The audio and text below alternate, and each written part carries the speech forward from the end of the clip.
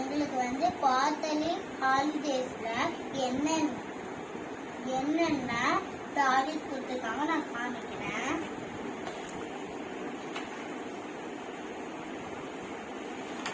First வந்து தமிழ்ல மடை வரைஞ்சு அதுல என்னோட விரல் அச்சு வச்சிருக்கேன்.